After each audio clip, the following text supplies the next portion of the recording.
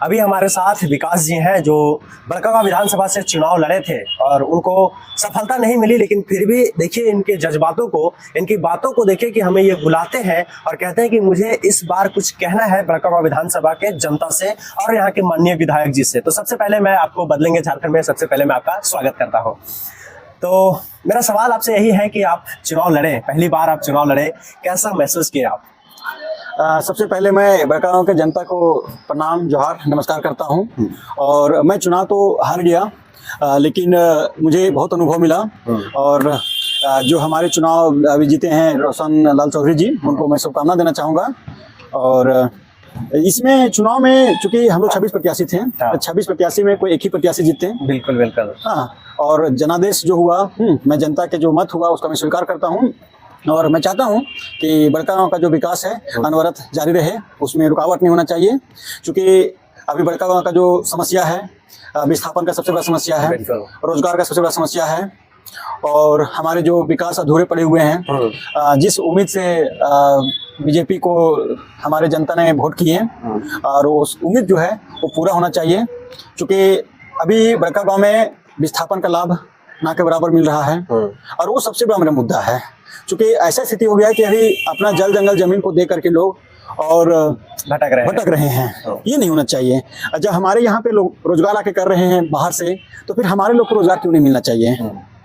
और बीजेपी का एक और बड़ा उद्देश्य था कि हम महोदय का इशू भी बनाया गया था। तो मैं चाहूंगा कि महोदय का जो झंडा है शांतिपूर्वक ढंग से दोनों समुदाय जो हैं उनको समझाते बुझाते हुए और उसको किया जाए। क्योंकि एक बड़ा ही मुद्दा था और बहुत दिन से ये मामला पड़ा हुआ है। और जो बड़कागांव विधानसभा में जो रास्ता खराब होने की वजह से परेशानियां होते हैं, आए दिन एक्सीडेंट होते रहते हैं, इस पर भी ध्यान देना चाहिए। अगर कोई रास्ता मरम्मती करना है तो उसको चौड़ीकरण करना है तो किया जाए। क्योंकि हम लोग हमेशा देखते हैं कि वहाँ पे परेशानी लोग होते रहता है, और सप्ताह में 15 दिन में आए दिन एक्सीडेंट होता रहता है। 15 दिन तो बहुत दिन आप बोल दिए। अभी आप इस पिछले महीने की अगर घटना को आप सुनेंगे तो एक दिन छोड़ करके एक दिन पे एक्सीडेंट हुआ है, और सरासर देखा जाए तो कंपनियां की गाड़ियां ही है जो चपेटे में ले लेती है, और एक कह सकते हैं कि गरीब परिवार का व्यक्ति उसमें पिसा जाता है। अब उसके साथ यही होता है कि उसको कुछ मुआवजा मिल जाता है, और वो भी मुआवजा की सही रीति से नहीं मिल पाता है। तो क्या इस पर एक ठोस नियम और कानून बनना नहीं चाहिए?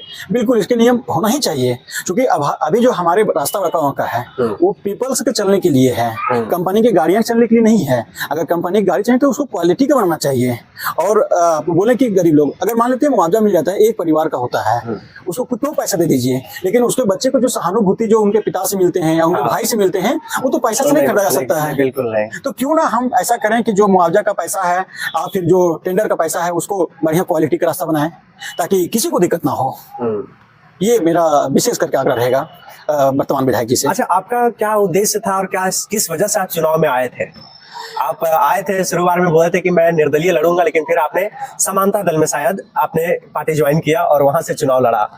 क्या आपका निर्णय रहा कि मैं चुनाव में उतरूं? क्या राजनीतिक में क्यों आना पसंद किया? देखिए, मेरा मानना है कि चुनाव में अगर युवा लोग प्रवेश नहीं करेंगे तो जो समाज के जो होते हैं उत्थान बढ़िया से नहीं हो पाएगा। क्योंकि एक युवा सोच ही है जो बदलेगा हालात को। और इस चीज को हम ले करके बड़कागांव में, चूंकि हम वहाँ पे सोचे, मैं गुंदपुरा की धरती चाहता हूँ, और आज हम लोग चंदा लेकर के किस प्रकार से कंपनी के खिलाफ लड़ाई कर रहे हैं वो पूरा बड़कागांव हजारीबाग देख रहा है। तो मुझे मानना है कि अगर मैं अपने जल जंगल जमीन बचाने के लिए अगर नहीं आता हूँ तो दूसरा से किसी से की उम्मीद क्या करूँ?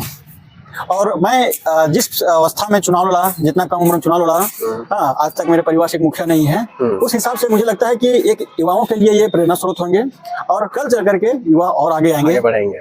और अभी मैं बेशक चुनाव में नहीं जीत पाया, लेकिन मैं जनता के सुख दुख में हमेशा खड़ा रहूंगा, हमेशा तत्पर तैयार रहूंगा। मैं जनता को मैं लोगों को बोल भी देता हूँ जब मेरे पास फोन आते हैं, अब मुझे सुख में ना बुलाएं तो चलेगा, लेकिन अगर आपका दुख होता है, कोई तकलीफ होता है तो बुलाइए, सबसे पहले मैं हाजिर रहूंगा।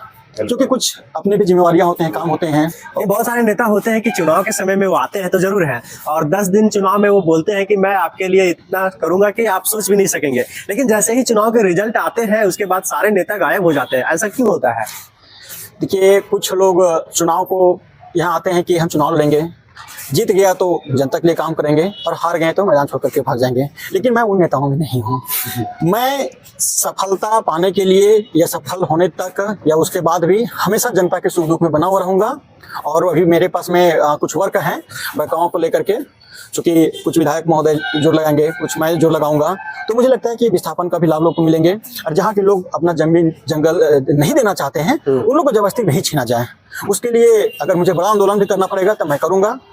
एक भाई साहब से बात हो रहा था कि नहीं अब तो कोलवरी खुल के रहेगा, लेकिन हमने बोला कि अभी बड़कागांव पश्चिमी केवल बर्बाद हुआ है, पूर्वी को हम बचा कर रहेंगे।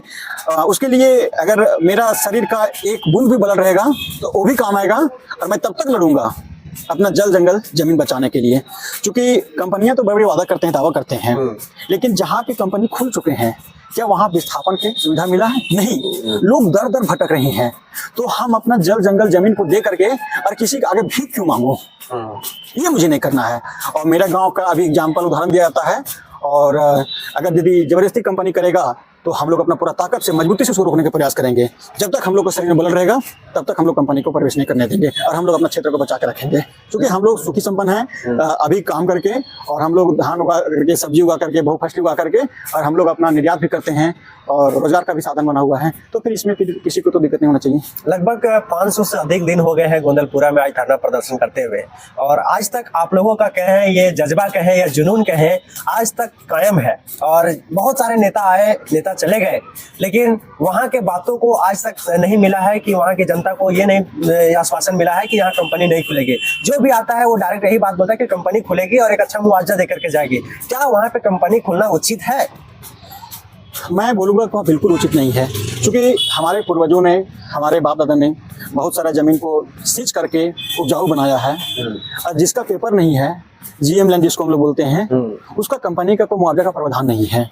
जो हमारी रहती ज़मीन है उसको शायद 20 या 25 लाख रुपये एकड़ देना चाहता है। लेकिन मेरा कहना है कि क्या उतना में हम वहाँ ज़मीन गंवा करके हम यहाँ पे अपना हजारीबाग में एक कट्ठा भी जमीन नहीं खरीद सकते हैं? घर बनाने को दूर कीजिए, तो फिर मैं क्यों दूं? अगर सरकार को लगता है कि हमको कोयला चाहिए तो ऊर्जा के बहुत सारे विकल्प हैं। हमारे पास सौर ऊर्जा है, हाइड्रो ऊर्जा है, पवन ऊर्जा है, हम उस ओर क्यों नहीं बढ़ते हैं? एटॉमिक ऊर्जा है, उस ओर हम क्यों नहीं बढ़ते हैं? क्यों कोयला पे लगे हुए हैं? ये तो समाप्त होने वाली चीज़ है।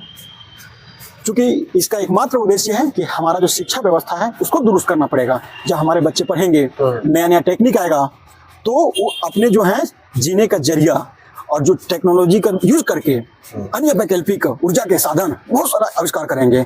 तो हम क्यों ना उस आगे बढ़ रहे हैं? हम क्यों पारंपरिक ऊर्जा पे पड़े हुए हैं, जिससे हमको नुकसान हो रहा है, लोग को परेशानी हो रहा है?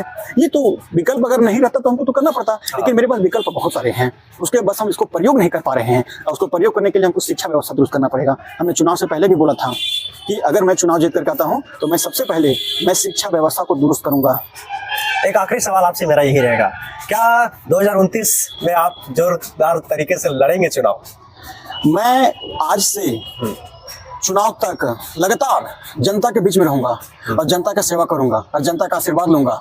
हाँ, मुझे लगता है कि फर्स्ट टाइम आदमी को पहचानने में थोड़ा सा समय लगता है, लेकिन अगर 4 साल में जनता के बीच में रहूंगा तो निश्चित रूप से मेरी जनता पहचानेंगे और पूर्ण बहुमत से मुझे जिताएंगे। और मैं जो वादा किया या फिर मैं जो कमियां देख रहा हूँ उसे मैं पूरा करने का हर संभव प्रयास करूंगा। आज भी मैं लोगों के खिलाफ, लोगों को सुविधा के लिए आज भी लड़ाई कर रहा हूँ और करता रहूंगा। चलिए, बहुत बहुत धन्यवाद। जैसा कि अभी आपने विकास जी की बातों को आपने सुना कि ये हमेशा तत्पर तैयार रहेंगे आपकी सेवा के लिए, क्योंकि हालांकि ये चुनाव हार चुके हैं, लेकिन फिर भी इनके अंदर की जज्बातों अभी खत्म नहीं हुई है। ये लगातार संघर्ष करते रहेंगे, लगातार आपके लिए तत्पर तैयार रहेंगे। और आप मुझे सुख में बुलाए या ना बुलाए, लेकिन मुझे दुख में आप जरूर याद कीजिए। मैं उस समय कोई हाजिर हो या ना हो, लेकिन मैं आपके सामने जरूर हाजिर रहूंगा। ये मेरा कहना नहीं, ये विकास जी का कहना है। तो बहुत बहुत धन्यवाद विकास जी आपका भी, और हमारे सभी दर्शकों का कि आप लोग जो इतना प्यार दे रहे हैं, इसके लिए बहुत बहुत धन्यवाद।